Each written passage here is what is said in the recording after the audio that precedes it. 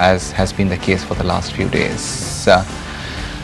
Gautam Trivedi of Religare has been speaking to us. Gautam, what kind of money is coming into the market now? Because I mean, we have got used to an average of 800 crores to 1,000 crores a day. Is it coming in largely from the US, Europe, or from Japan?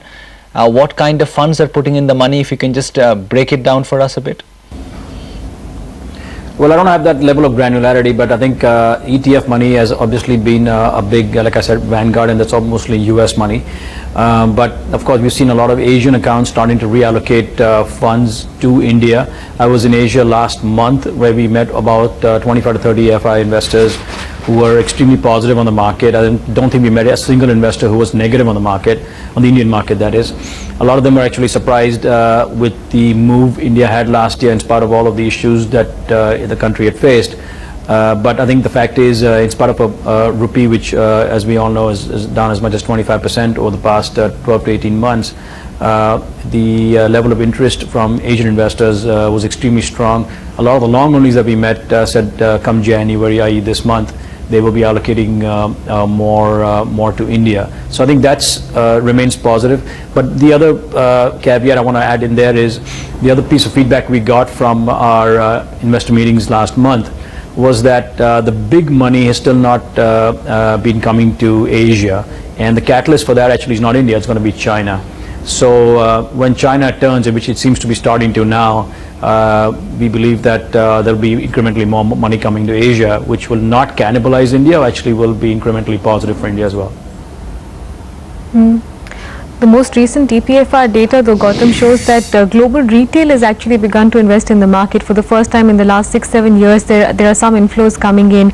Are you beginning to sense interest even in terms of global retail towards India, whether from the Far East or otherwise? No, we're not seeing any sense of that. And let me just also put in another caveat here, is that the India dedicated funds, whether they're hedge funds or long onlys, are not incrementally seeing a lot of money still come in. So all of the money that we're seeing is still regional allocations and allocating more money to India and obviously away from other markets. So how does your call on liquidity tie in with your tactical call on the market, Gautam? Do you believe that this liquidity still has the potential to take the market much higher? No, I sincerely do. Like I said at the outset, the big issue here, of course, is the retail investor domestically in India. And I think we are seeing, and as I've said this in the past, that Religare runs one of the largest retail franchisees in the country. So when we talk to our retail guys in the past few weeks, we've been talking to them, then witnessing that domestic retail investor interest. A lot of that interest is in the sub 100 rupee stocks in absolute price, in absolute terms. But the fact that it's coming back gradually is obviously a big positive. However, you still have the odd, I still end up having the odd conversation with domestic fund managers wherein I said, this stock looks interesting. He says, Gautam, I'd love to buy it, but the problem is I have a 50 crore redemption this morning, so I have to sell. So I think that's obviously a concern. Actually, the market breadth over the last few days has not been great, Gautam. I mean, are you really seeing signs of participation picking up, or people just have a left out feeling and they're watching from the sidelines that the markets run away without them having exposed themselves adequately to equities? I think the market needs to go up another at least 10% to see a huge return of the retail investor. I think a lot of retail investors even today seem to be selling stocks they bought 4 to 5 years ago, and the absolute price of the stock has come back today and they're selling. So I think the market hasn't really been that attractive as yet for retail investors to come back in a big way. But like I've said in the past, I think the one determinant of that is going to be interest rates. If the RBI cuts interest rates, which we hope they do this quarter, by 25 to 50 bips and incrementally over the next few quarters, I think you will see interest coming back in the equity markets for sure. Stay on, we'll come back with more questions, Gautam, but I need to take a break now. 3 points up on the Nifty, so it's a very flat start, but at least you can see a handful of stocks which are doing quite well today. Stocks like Pantaloon, Muthoot, Escomars, NTPC, Dish TV, so it's not such a bad broader market picture this Tuesday morning. We'll be back with more.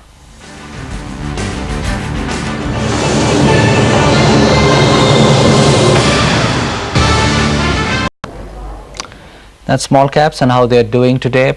Markets remains very, very flat today with the exception of a few stocks. Gautam Trivedi of Religare has been speaking to us. Gautam, HUL declares today. I don't see it on your top list for 2013. Are you guys going underweight in that space? I don't think we're going underweight necessarily, but I think given the outperformance of the FMCG names last year and given the reform momentum that is currently the government's undertaken, I think it would be, I wouldn't say remain underweight, but I would remain neutral on the FMCG space at this point, given especially where valuations are, and look at some of the higher beta plays. One of your top picks is United Spirits, though, Gautam, and that's been under some stress, especially regarding whether or not this open offer is going to go through. Yeah. No, I think the stock fundamentally remains a buy from a 12 to 24 month perspective. We sincerely believe, I think the company will have a significant turnaround in its financials, especially on its operating margin, which is currently at between 12 and 13%. The company has in its recent history witnessed operating margins of about 20 to 21%. So I think Diageo will come and significantly change that. And more importantly, I think we are looking at potential stake sale in UBBL. The UNSP still owns 3.5% of UBBL. That's one. The other asset they have, of course, is the inventory of alcohol in White & McKay. And the third asset itself is White & McKay. So there are a series of events that could unlock value in UNSP, and we continue to remain very positive on the name. You believe L&T will continue to deliver, because that space generally has been under some strife. I mean, not L&T in specific, but the infrastructure side of things. I think L&T actually is the one stock that's been left standing in the infra space. We know that the others are down anywhere from 70 to 90%. But I think this is a rock solid name, and if investors out there are looking at playing the infra space, it's the best bet. In fact, over the past few days, we've actually seen a fair amount of short covering and long build up in L&T as well. What kind of appetite do you expect to see in the government offerings over the next few weeks, Gautam? Names like Oil India and NTPC. I think Oil India and NTPC, we both these stocks we have buys on. I think there will be interest. I think NTPC among the utility space is obviously a clear winner. Doesn't have any of the issues that unfortunately some of the other private sector names have. So I think we continue to like that name. I think that, assuming of course all of this is priced attractively, I think there will be significant demand for both the names. And of course Oil India, as has the case been with the overall PSU basket, OMCs, ONGC, GAIL, all are going to be beneficiaries of the diesel dereg. Do you have any preferences in that oil list? Yeah, I think in a pecking order, we like ONGC and GAIL. The OMCs have run up quite sharply, so I would prefer these two. Someone was pointing out yesterday that retail interest is actually picking up via the primary market, Gautam. X of these government offerings, anything else you see that might fire up retail sentiment? I think historically retail interest has come back when they've actually made money in IPOs. Now the big significant IPO that we had recently was Bharti Infratel, and obviously that hasn't done too well. So I think we need a couple of successful deals to see retail interest come back in the market.